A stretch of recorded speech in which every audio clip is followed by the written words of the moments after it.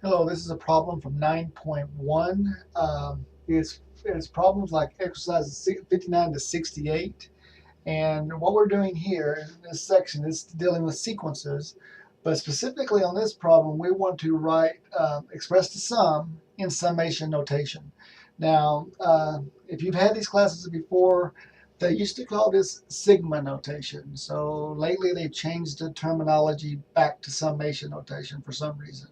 But the old way of saying it was called sigma notation because we use the word sigma, or we use the symbol sigma in this problem. So what we're trying to do is we're trying to write 1 minus 1/2 plus 1/4 minus 1/8 plus dot dot dot out to negative 1 to the 8th over times 1 over 2 to the 8th in a more simplified form. Okay. Now, if you notice, there is an alternating sign, plus to a minus, plus to a minus, plus, and the next one would be a minus. But it keeps alternating, and this is what makes that happen. Because when you take negative 1 to the 8th, that will be a positive. If you take negative 1 to the 7th, that will be negative. Negative 1 to the 6th, that will be positive. So every time you increment the increase the exponent by 1, it goes to the next sign. So it goes from plus back to minus, plus back. So it's called the alternating sign function.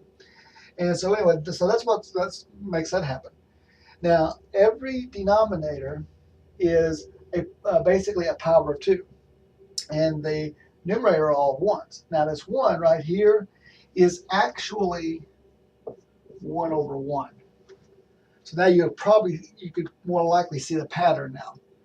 And so what I want to do is put the sigma down, and I'm going to use the index k, or I could use n, and I like k myself better.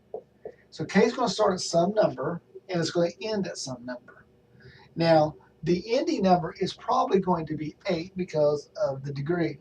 So what you could do is like negative 1 to the k. Okay, so when that last number is put in, if you plug in 8, so negative 1 to the 8th, which is what you need. And then on the bottom, it's going to be 1 over 2 to the k, because 8 is what you need there as well. The problem is, do you start at 1? If you try to start it at 1, look what happens. Negative 1 to the first, which is negative 1, and that'd be 1 over 2 to the 1, which is 1/2. So that would be negative 1/2, but that's actually your second term. So you don't want to start the second term, you want to start at the first term. So probably what you're going to end up doing is not starting at 0, but starting at 1, you'll start at 0. So when you start at 0, now plug 0 in and see what happens.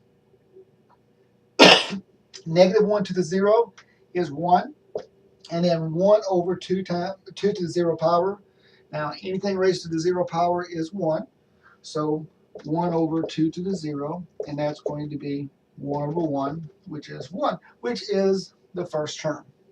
So you actually start this one at 0. And but yeah, that's it. That's sigma notation right there. So it's just kind of a compact way of writing this expansion. So, and that's it.